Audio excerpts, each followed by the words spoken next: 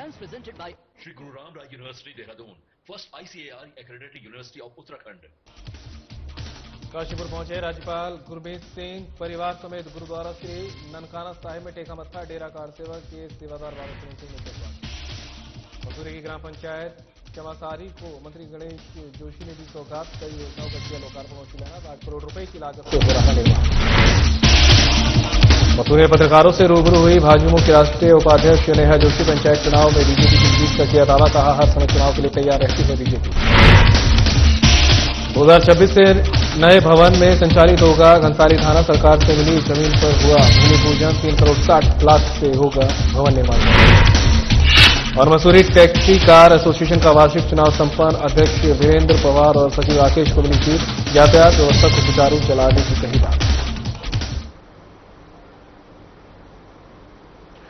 नमस्कार, उत्तराखंड की खबरें लेकर मैं हूं आपके साथ संदीप निरंजन सरकार। राज्यपाल गुरमीत सिंह काशीपुर पहुंचे, जहां उन्होंने परिवार के साथ गुरुद्वारा श्री ननकाना साहिब में माथा टेककर आशीर्वाद लिया। इस दौरान डेरा कार सेवा के सेवादार बाबा सुरेंद्र सिंह ने राज्यपाल लेफ्टिनेंट जनरल गुरमीत सिंह को स्मृति चिन्ह और सरोपा भेंट कर काशीपुर गुरुद्वारा श्री ननकाना साहिब आगमन पर स्वागत किया। इसके बाद राज्यपाल ने कृषि उत्पादन मंडी समिति के गेस्ट हाउस में अधिकारियों के साथ बैठक की। बैठक में क्षेत्र के विकास से संबंधित बिंदुओं पर चर्चा हुई। राज्यपाल ने अधिकारियों को क्षेत्र के विकास से संबंधित आवश्यक दिशा निर्देश भी दिए। साथ ही इस संबंध में डीपीआर बनाने को लेकर निर्देशित भी किया। कहूं तो ये बाबा नानक का ही आदेश है कि इतना सुंदर सौभाग्य मिला है कि आज ननकाना साहब काशीपुर स्थित गुरुद्वारा साहब के दर्शन मिले हैं। यहाँ का आशीर्वाद सब आशीर्वादों से अलग है। जहाँ पर मुझे जो एक परिवार का जो प्यार है वो सबसे ज्यादा मिला है। एक एक के चेहरे के ऊपर में बाबा नानक का जो रूप है वो दिखाई देता है। जो सेवा भावना है, समर्पण है, किस प्रकार परिवार के साथ में इकट्ठा रहना है। बाबा नानक ने तो सबसे पहला शब्द ही जो बोला है वो शब्द ही एकम है। किस प्रकार एकता, अखंडता, एक परिवार की तरह कैसे रहना है। और जो बाबा नानक ने मूल मंत्र 14 शब्दों का मूल मंत्र दिया है वो तो पूरे ब्रह्मांड को डिफाइन करता है कि पूरा ब्रह्मांड क्या है।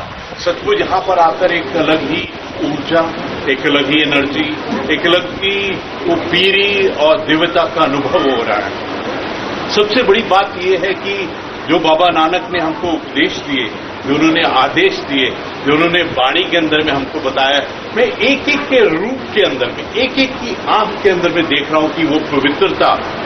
बाबा नानक को जब हम हृदय से, आत्मा से याद करते हैं तो 4 क्वालिटीज हैं जो बाबा।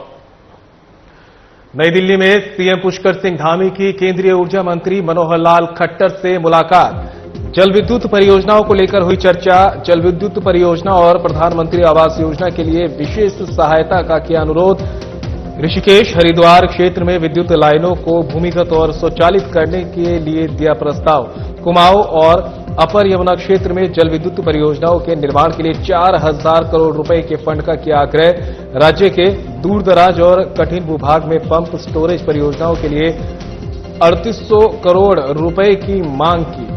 परियोजनाओं को 100% अनुदान के साथ मंजूरी देने का किया आग्रह। एकमुश्त केंद्रीय अनुदान की व्यवस्था से परियोजनाओं का कैश फ्लो हो रहा प्रभावित। सरकारी भूमि पर लागू चरणबद्ध सहायता प्रणाली को निजी भूमि आधारित परियोजनाओं पर लागू करने का किया अनुरोध। बैंकों, एनबीएफसी और अन्य वित्तीय संस्थानों को स्पष्ट दिशा निर्देश करने का किया आग्रह। केंद्रीय मंत्री से आरआरटीएस को मोदीपुरा मेरठ से आगे हरिद्वार तक विस्तारित करने का किया अनुरोध। यातायात की समस्या का भी होगा निराकरण।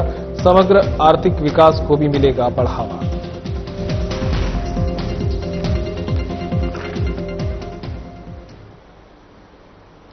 कैबिनेट मंत्री गणेश जोशी ने मसूरी के चामासारी ग्राम पंचायत के अंतर्गत ग्राम सभा खेतवाला में सामुदायिक भवन और भारत सीएसआर नेटवर्क द्वारा 8 करोड़ रुपए की लागत से बनाई जा रही विभिन्न योजनाओं का लोकार्पण और शिलान्यास किया।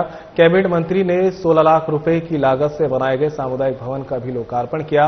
वहीं ग्राम पंचायत में किए गए विकास कार्यों के बारे में विस्तृत जानकारी दी। इस मौके पर कैबिनेट मंत्री गणेश जोशी ने कहा कि ग्राम सभा चामासारी को आदर्श ग्राम सभा बनाया जाएगा।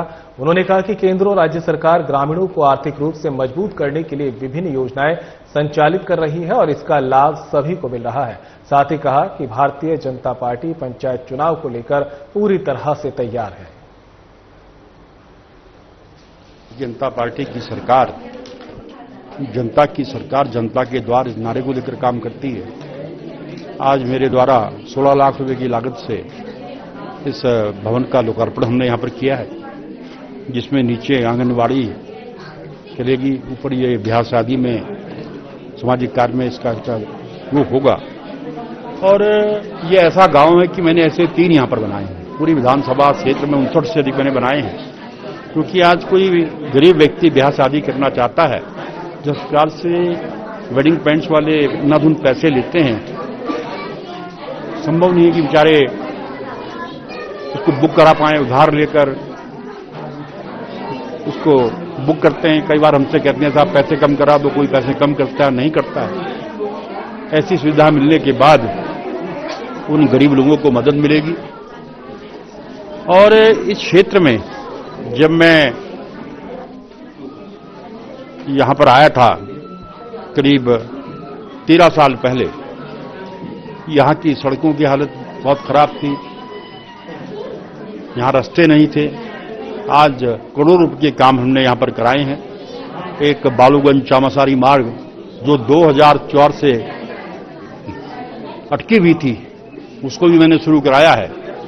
और क्षेत्र की जनता से हमने वादा किया है, जिस विकास के नारे को लेकर हम आए हैं, उस विकास को हम करेंगे और इस चामासारी को एक आदर्श गांव हम बनाएंगे, ये संकल्प हमने लिया। मंत्री जी, पंचायत चुनाव भारतीय जनता पार्टी तो जहां एक चुनाव लड़ती है, दूसरे के लिए तैयार रहती है। जो सरकार हमने विधानसभा के अंदर, लोकसभा के अंदर, नगर निगम के अंदर सारे चुनाव जीते हैं। जिला पंचायत के चुनाव भी माननीय मुख्यमंत्री जी के नेतृत्व में भारतीय जनता पार्टी जो है भारी उससे। काठगोदाम के सर्किट हाउस में राज्य निर्वाचन आयोग उत्तराखंड ने पंचायत सामान्य निर्वाचन 2025 की तैयारियों को लेकर कुमाऊं मंडल के अधिकारियों को टिप्स दिए।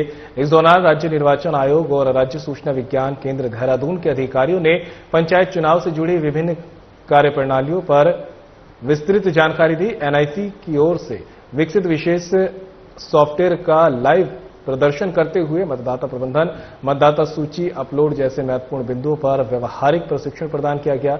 इस दौरान राज्य निर्वाचन आयोग के प्रभारी संयुक्त सचिव कमलेश मेहता ने बताया कि राज्य निर्वाचन आयोग की वेबसाइट पर जाकर सभी नागरिक अपना नाम मतदाता सूची में जांच सकते हैं। यदि किसी मतदाता का नाम छूट गया हो या गलत दर्ज हुआ हो तो सहायक निर्वाचन अधिकारी और उप जिलाधिकारी के माध्यम से नाम जोड़ा या सुधारा जा सकता है। साथ ही अपात्र व्यक्तियों के नाम हटवाने के लिए भी लिखित आपत्ति दर्ज कराई जा सकती है।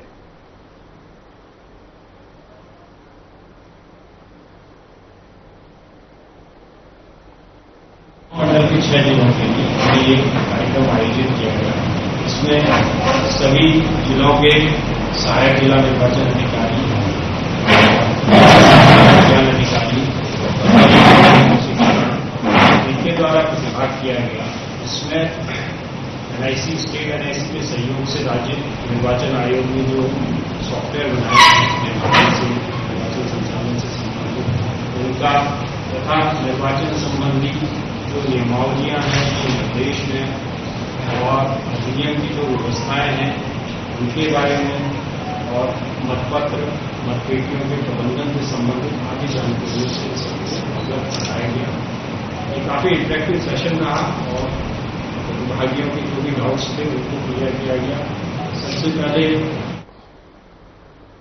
पंचायत चुनाव को लेकर सभी राजनीतिक दल और संभावित प्रत्याशी सक्रिय हो गए हैं। मतदाताओं को रिझाने के लिए सभी राजनीतिक दलों और संभावित प्रत्याशियों ने अपने पक्ष में माहौल बनाना शुरू कर दिया है। वहीं बीजेपी युवा मोर्चा की राष्ट्रीय उपाध्यक्ष नेहा जोशी मसूरी की ग्राम सभा चामासारी में पहुंचकर पत्रकारों से बातचीत करते हुए पंचायत चुनाव को लेकर बीजेपी की प्रचंड जीत का दावा करती नजर आई। बीजेपी युवा मोर्चा की राष्ट्रीय उपाध्यक्ष नेहा जोशी ने कहा कि भारतीय जनता पार्टी हर समय चुनाव के लिए तैयार रहती है और ग्राम पंचायत चुनाव में ग्राम प्रधान से लेकर जिला पंचायत सदस्य तक बीजेपी उम्मीदवारों की जीत के लिए बीजेपी युवा मोर्चा और मातृशक्ति बढ़ चढ़कर कार्य करती है। उन्होंने कहा कि भारतीय जनता पार्टी की ओर से ग्रामीण क्षेत्रों में किया जा रहे विकास कार्यों को देखते हुए एक बार फिर बीजेपी पंचायत चुनाव में परचम लहराएगी। उन्होंने कहा कि बीजेपी का हर कार्यकर्ता अपने प्रत्याशी को विजयी बनाने के लिए कार्य करता है।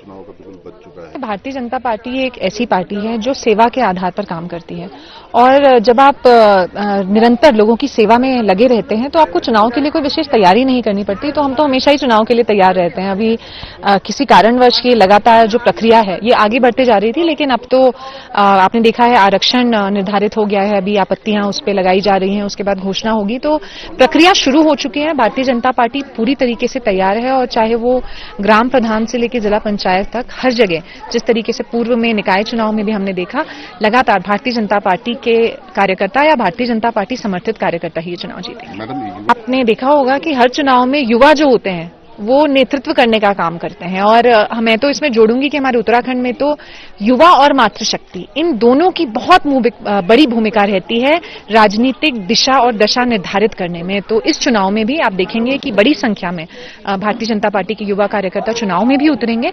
और भारतीय जनता पार्टी को जीत दिलाने में भी उनकी एक बड़ी भूमिका आपको दिखेगी। आप देखेंगे कि सरकार तो लगातार आखिरी गांव तक विकास कार्य करने में प्रयासरत रहती है, लेकिन जब इस प्रयास में जो हमारे विभिन्न CSR ग्रुप हैं इनके प्रयास जुड़ जाते हैं तो विकास की गति थोड़ी और बढ़ जाती है। और जहां जनप्रतिनिधि बहुत जागरूक हों, सक्रिय हों, जैसे जिस गांव में आज हम खड़े हैं, यहाँ खेतवाला में ग्राम पंचायत चामासारी, यहाँ के जो प्रधान हैं निर्वर्तमान नरेंद्र मेलवान जी, किस तरीके से उन्होंने न केवल स्थानीय विधायक माननीय गणेश जोशी जी के माध्यम से बल्कि विभिन्न CSR प्रयासों से अपने गांव में कैसे वो विभिन्न विकास योजनाओं को ला सकते हैं। आप पीछे देख रहे हैं, कोई शायद ही गांव होगा उत्तराखंड का जहां इस तरीके की हाई मास्ट लाइट लगी हुई है, इतने सुंदर सामुदायिक भवन दो हमारे 2 गांवों में इस ग्राम पंचायत में बने हुए हैं, सोलर लाइट्स लगी हुई हैं। तो ये तमाम चीजें तभी संभव हो पा रही हैं क्योंकि युवा नेतृत्व है, जागरूक नेतृत्व है और जितने भी जनप्रतिनिधि यहाँ पर हैं भारतीय जनता पार्टी के, उनमें एक अद्भुत एक समन्वय, एक तालमेल है जिसके कारण क्षेत्र की जनता को लाभ हो रहा है। और फिलहाल यहाँ रुकेंगे ब्रेक के लिए, कहीं मत जाएगा, जल्द होंगे हाजिर।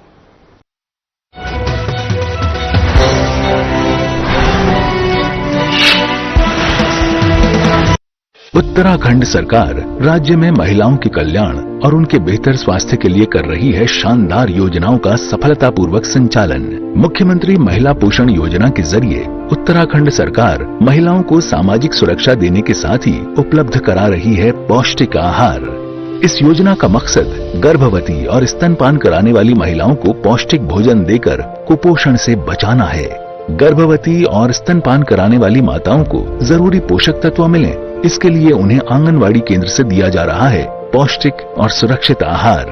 मैं मुख्यमंत्री जी का धन्यवाद देना चाहती हूँ जो उन्होंने हमें पौष्टिक आहार प्राप्त कराया है और हमें भरपूर लाभ दिया है। पहले पोषाहार मुझे मिलता था, अब मेरे बच्चे को मिलेगा। योजना का उद्देश्य गर्भावस्था, प्रसव और स्तनपान के दौरान महिलाओं को जागरूक करना और जच्चा बच्चा की देखभाल तथा संस्थागत सेवा उपयोग को बढ़ावा देना है।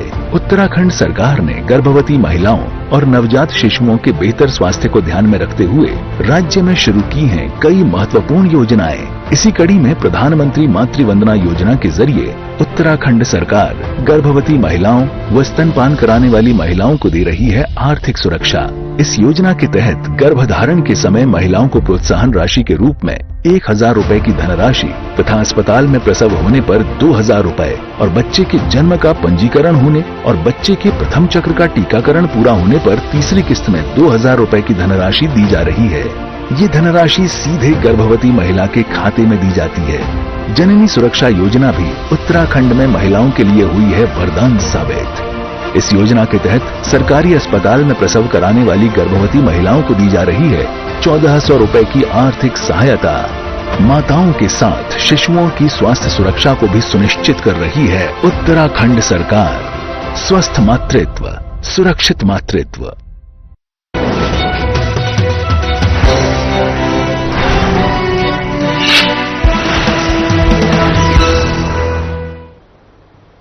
ब्रेक के बाद आप सभी का स्वागत है। खबरों में आगे बढ़ते हैं। गन्ना मंत्री सौरभ बहुगुणा पहुंचे हैं बाजपुर। नियुक्ति पत्र वितरण कार्यक्रम में किया प्रतिभाग। राज्य की सहकारी चीनी मिलों में कार्यरत मृतक श्रमिकों के आश्रितों को दिए नियुक्ति पत्र। गन्ना मंत्री ने सीएम धामी का जताया आभार। सीएम धामी के नेतृत्व में पहली बार चीनी मिलों के आधुनिकीकरण के लिए दिया फंड। सरकार चीनी मिल, किसानों और कर्मचारियों के प्रति संवेदनशील। चीनी मिलों के आधुनिकीकरण पर हमारा फोकस, ये कहना सौरभ बहुगुणा का। किसी पार्टी और सरकार की नहीं, किसानों की है चीनी मिल। किसानों की आय कर रहे दोगुनी। चीनी मिलों के कर्मचारियों के साथ खड़ी है सरकार। चीनी मिलों के बंद होने से किसानों और कर्मचारियों को होता है भारी नुकसान। राज्य की किसी भी चीनी मिल को बंद करने के पक्ष में नहीं है सरकार। सितारगंज की चीनी मिल कर रही है अच्छा कार्य। किसानों को चिंतित होने की नहीं है कोई आवश्यकता।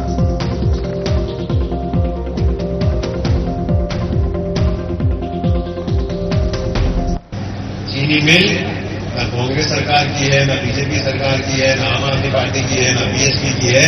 चीनी मिल यहाँ के कर्मचारियों और यहाँ के किसानों की है। और इसको आगे बढ़ाने का जिम्मा अगर सरकारों का है तो उसके साथ साथ यहाँ के कर्मचारी और यहाँ के किसान भाइयों का भी है। हम अपनी जिम्मेदारी से पीछे ना हटे, इसको भी हमको समझना चाहिए। इन 3 साल की सरकार में उत्तराखंड में पहली बार माननीय पुष्कर सिंह धामी जी के नेतृत्व में हमने चीनी मिलों के मॉडर्नाइजेशन का फंड खुलवाया और लगभग 80 करोड़ मिलों की मॉडर्नाइजेशन के लिए इन 3 वर्षों में दे चुके हैं। जिससे अभी आगे चेंज हुआ, कैसे हमारी आधुनिक मशीनों को हमने यहाँ पर इंस्टॉल कराया और उसका फर्क देखने को मिला कि हमारी रिकवरी सुधरी, हमारे ब्रेकडाउन सुधरे। हाँ, जरूर इस बार हमको समस्या झेलने का बहुत बड़ा एक हमको समस्या देखने को मिली कि हमारे चीनी मिलों में रेड रोड के कारण बाजपुर और नादनी जो हमारा पूरा ब्रिगेड का एरिया है, बहुत बड़ी समस्या आई कि हमारा गन्ना खराब हुआ और उसकी वजह से चीनी मिल समय तक नहीं चल पाई और नुकसान हुआ।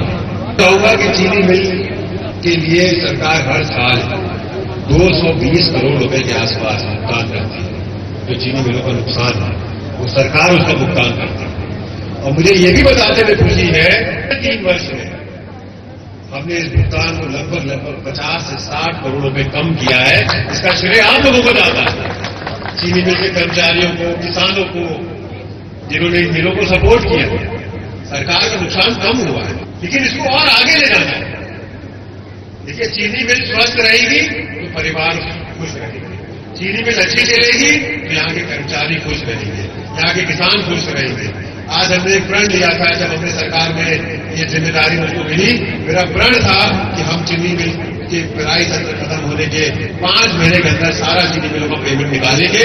और आज गर्व के साथ कह सकता हूं कि इन 3 साल में हमने पंचायत चुनाव की सरगर्मियां तेज है। ऐसे में कांग्रेस भी चुनाव को लेकर अपने प्रत्याशी के समर्थन में जुट गई है, जिसको लेकर कांग्रेस ने पार्टी कार्यालय में बैठक की, जिसमें चुनाव को लेकर विचार विमर्श कर कांग्रेस कार्यकर्ताओं ने अपने सुझाव दिए। इस दौरान पूर्व विधायक रणजीत रावत ने कहा कि कांग्रेस पंचायत चुनाव के लिए पूर्ण रूप से तैयार है।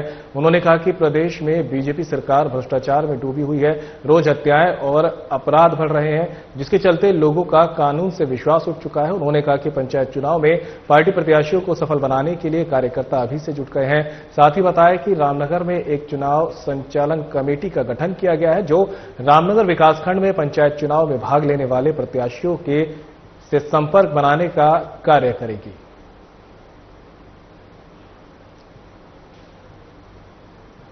जनपद टिहरी का घनसाली थाना साल 2026 से अपने नए भवन में संचालित होगा। नए भवन का निर्माण कार्य शुरू हो गया है। घनसाली थाना प्रभारी संजीव थपलियाल और कार्यदायी संस्था पेयजल निगम के अभियंताओं की उपस्थिति में विधि विधान से भूमि पूजन किया गया। वहीं पुलिस कप्तान आयुष अग्रवाल ने बताया कि थाने के नए भवन के लिए भूमि सरकार की ओर से आवंटित हुई है। भवन निर्माण का कुल बजट 3 करोड़ 60 लाख रुपए है। 2026 में भवन के निर्माण कार्य को पूरा करने का लक्ष्य निर्धारित किया गया है। उन्होंने बताया कि साल 2007 से तहसील घनसाली के भवन में ही पुलिस थाना संचालित किया जा रहा है। नए भवन के बनने से थाने में तैनात तमाम पुलिसकर्मियों को कई प्रकार की हाईटेक सुविधा मिलेगी, जिसमें खासतौर पर CCTNS कक्ष, पुलिसकर्मियों की हाईटेक बैरक, रसोईघर, थाना प्रभारी कक्ष, मनोरंजन कक्ष, पुलिसकर्मियों के रहने के पक्के क्वार्टर और फरियादियों के लिए बैठने का कमरा आदि शामिल है।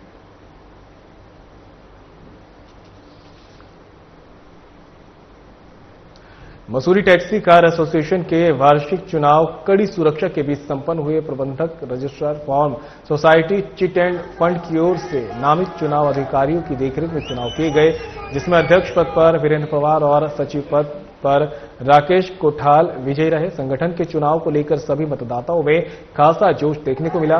चुनाव अधिकारी आशीष पांडे ने बताया कि चुनाव शांतिपूर्ण ढंग से संपन्न हुए हैं और कुल 372 मतदाताओं ने अपने मत का प्रयोग किया है। नवनिर्वाचित अध्यक्ष वीरेंद्र पवार ने कहा कि एसोसिएशन सभी को साथ लेकर कार्य करेगी और शासन प्रशासन से सहयोग लेकर सभी टैक्सी चालकों को एक यूनियन से जोड़ा जाएगा। वहीं नवनिर्वाचित सचिव राकेश कोठाल ने कहा कि यातायात व्यवस्था को सुचारू रूप से चलाया जाएगा और स्थानीय लोगों को रोजगार देने के लिए कार्य किया जाएगा।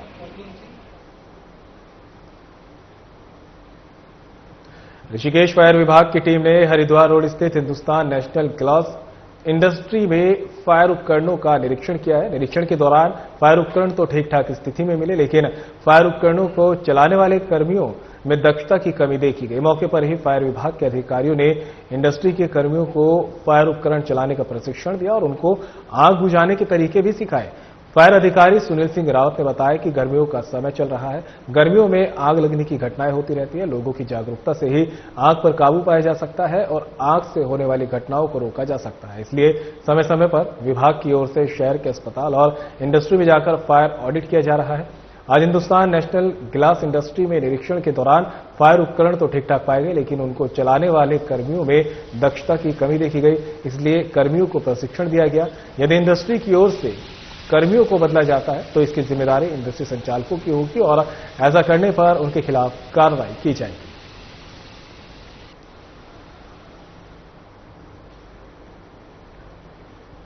Pithoragarh anti human trafficking unit और साइबर सेल टीम ने CWC के साथ संयुक्त रूप से तिलडुंगरी के विद्यालय में विशेष जागरूकता कार्यक्रम आयोजित किया। कार्यक्रम के दौरान छात्रों को नशे के दुष्परिणाम, साइबर अपराध, सड़क सुरक्षा, बाल अपराधों और मानव तस्करी के प्रति जागरूक किया गया। इस अवसर पर एंटी ह्यूमन ट्रैफिकिंग यूनिट प्रभारी BC मासीवाल ने बताया कि जागरूकता कार्यक्रम के दौरान छात्रों को सफलता के टिप्स दिए गए, जिससे उनमें पढ़ाई के प्रति सकारात्मक दृष्टिकोण विकसित हो सके और जीवन में सफलता की संभावनाएं बढ़ सके। उन्होंने बताया कि छात्रों को नशे के दुष्परिणाम के बारे में विस्तृत जानकारी दी गई और नशे से दूर रहने के लिए प्रेरित किया गया। उन्होंने बताया कि कार्यक्रम समाज में व्याप्त अपराधों के प्रति आमजन को सचेत करने और जागरूक बनाने के उद्देश्य से आयोजित किया गया।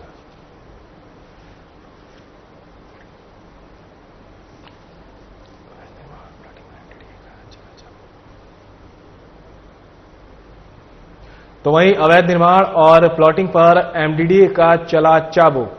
BC बंसीधर और सचिव बर्निया के निर्देश पर अवैध प्लॉटिंग पर हुई ध्वस्तीकरण की कार्रवाई। छरबा सहसपुर में तड़ियाल और जोशी के अवैध प्लॉटिंग को किया ध्वस्त। सहायक अभियंता अभिषेक भारद्वाज, अवर अभियंता नीतीश राणा और सुपरवाइजर प्यारेलाल ने पुलिस की उपस्थिति में की ध्वस्तीकरण की कार्रवाई। विष्णुपुरम माजरा में साजिद अली के अवैध रूप से किए जा रहे गोदाम निर्माण पर की सीलिंग कार्रवाई। सहायक अभियंता निशांत कुकरेती, अवर अभियंता जयदीप सिंह और सुपरवाइजर संजीव ने पुलिस की मौजूदगी में की सीलिंग की कार्रवाई।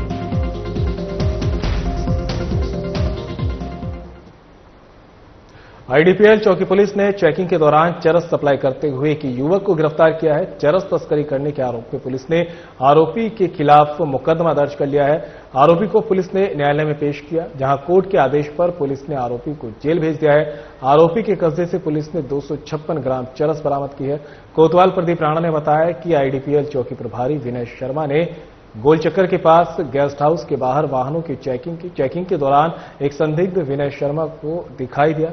तलाशी के लिए रोकने पर संदिग्ध घबरा गया और भागने लगा। शक होने पर पुलिस ने संदिग्ध का पीछा किया और उसे रोक लिया। तलाशी लेने पर संदिग्ध के कब्जे से चरस बरामद हुई।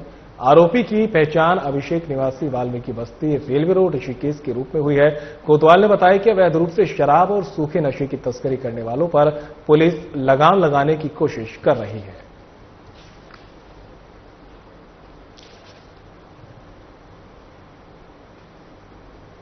रामनगर में युवक सारिम की हत्या के मामले का पुलिस ने खुलासा किया है। पुलिस ने मुख्य आरोपी सिकंदर सहित 6 आरोपियों को गिरफ्तार किया।